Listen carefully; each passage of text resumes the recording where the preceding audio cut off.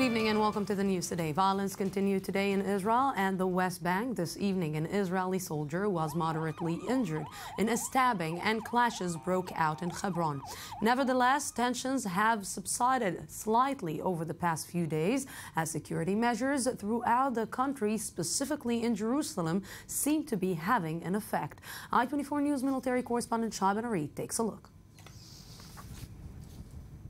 A drop in the level of violence, but one that cannot be attributed to a lack of intent. In Jerusalem Tuesday, two Palestinian youths aged 16 and 17 were arrested after they were found in possession of an axe and a knife. In the Old City, a 15-year-old was taken into custody for carrying this sharpened ruler while approaching police officers. In the West Bank city of Hebron, two women aged 17 and 19 were detained near the Tomb of the Patriarchs for carrying these knives. Overnight in Jenin, Israeli forces arrested one member of both Hamas and Islamic Jihad. A cache of weapons, including M16s, ammunition, and stun grenades, was confiscated from their apartment. It appears security measures are becoming increasingly effective in cracking down on attacks, especially in Jerusalem, where things have been relatively calm for 2 weeks now. Israeli police are continuing with security measures in and around the Old City of Jerusalem in order to prevent any terrorist attacks from taking place. Heightened security will continue in and around the area, with border police, undercover units and special patrol units taking part in security measures. The security measures in Jerusalem include 3,500 police officers patrolling the streets of the Holy City, the blocking off of exits from certain East Jerusalem neighborhoods, and thorough security checks at those exits that remained open. While these initiatives have brought some much-needed quiet, the situation can hardly be described as normal. Many Arab residents have been subjected to aggressive examinations. The partial closure of neighborhoods has also caused hardship for East Jerusalem residents who work in the western part of the city. This is collective punishment. It's internationally forbidden and internationally banned. The soldiers search everyone who passes by. This can't be. Every day we are late for university, for school, for everything. Doubts have therefore emerged that the policies can be sustained, and indeed recent days have seen blockades removed in some neighborhoods. But they remain in others, like Jabal al-Mukaber and Isawiya. Outside of Jerusalem, the Israeli Arab community has largely refrained from violence in recent weeks, with a dramatic drop in protests and rioting. With much of the country under control, the focus of the violence has now shifted to the West Bank city of Hebron and its surroundings, where clashes broke out today as well. In the evening hours, a soldier was moderately injured in a stabbing attack in Gush Etzion in the West Bank. Two attackers were shot dead by soldiers on the scene. And with me right now here in the studio is Danny Ayalon, former Deputy Foreign Minister. Good evening. Good evening, Lucy. And also Shai Ben Ari, our I-24 News military correspondent. Good evening. Good evening. So the latest updates from you, Shai. Right. It was a day of relative calm until a little more than an hour ago, another stabbing attack, this one at Gush Etzion intersection. Of course, that's in Gush Etzion, a region in the West Bank, slightly to the south of Jerusalem. It's actually a hotspot. There was an attack there exactly a week ago, and there have been a number of incidents in the current terror wave. There are different hotspots when you talk about this current terror wave. Here we're talking about two Palestinians who arrived at the location. A group of soldiers moved towards them to question them. They had a suspicious appearance, and then one of them basically began stabbing one of the soldiers. The soldier has deep cuts in his face. He is classified as between lightly and moderately injured. Currently, his condition is stable, and he is fully conscious at hospital. Both of the attackers were shot on the scene. One died immediately. The other was pronounced dead shortly after. So before we're continuing the discussion here in the studio, I just want to go live to Jerusalem, where our I-24 News diplomatic correspondent Eli Hohenberg is standing there. So Eli, you know, we heard today Benjamin Netanyahu, or in the last few days, he has been trying to progress with the diplomatic efforts to bring things into calm, but then the deputy foreign minister just makes his life really, really complicated, and he actually blocks her and tells her, you know what, just stay silent.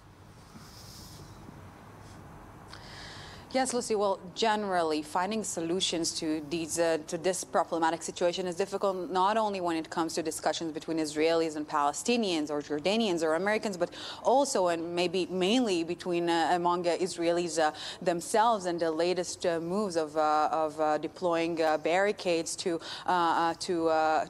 border certain East Jerusalem areas from the rest of the city has already raised great controversy, and the discussed idea of revoking the residency of some of the people who live in those areas is only adding fuel to the fire. And what can I tell you? Israel is divided. For certain factions in Israel, such moves are simply the necessity of reality. This is what needs to be done right now, immediately, in order to restore security for Israelis and for others, mainly right-wing government members. Is it's sort of laying foundations for a potential separation of the city, or at least showing it's possible. And this is, needless to say, an unacceptable idea from them. And as you said, we cannot talk about Jerusalem or hawkish parliament members without talking about the flammable Temple Mount compound. And the latest controversy is, as you said, the Deputy Foreign Minister Tzipi Chotovely said that the greatest aspiration or hope of Israel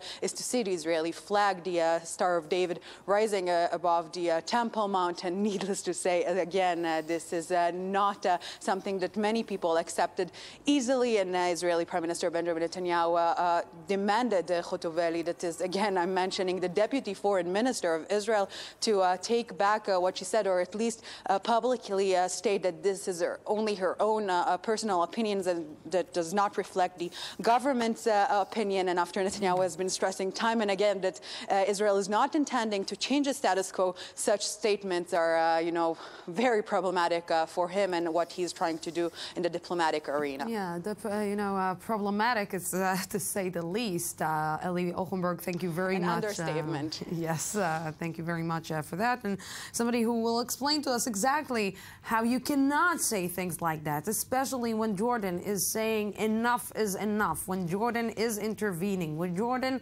actually made a big comment and said that it was almost about to just maybe break the relationship between Israel and Jordan. Comes the Deputy Foreign Minister and just says what she thinks because it's her own idea. Can you do it in diplomacy? No, diplomacy sometimes is know how to keep silent. I think sometimes the wisest thing is not to say.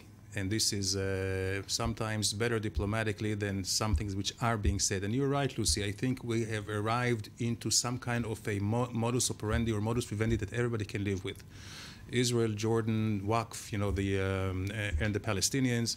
I don't know if the Palestinians will agree to this stream of cameras reporting. I think that's a great idea, actually, and we'll see if the Palestinians will agree to it, because it cuts both ways. Nobody will be able to do any provocations over there.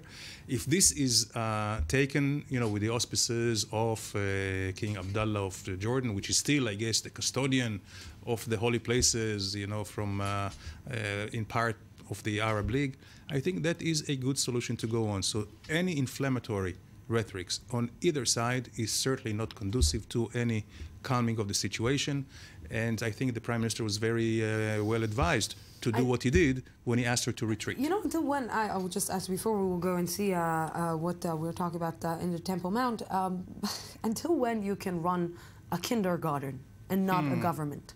Because when you need, as a prime minister, to take care of each and every word that comes out of each and every one of your ministers and each and every one of your deputies, this is problematic, because eventually, with a hawkish government like we're seeing right now, he won't be able to win. Until when he will continue being the magician?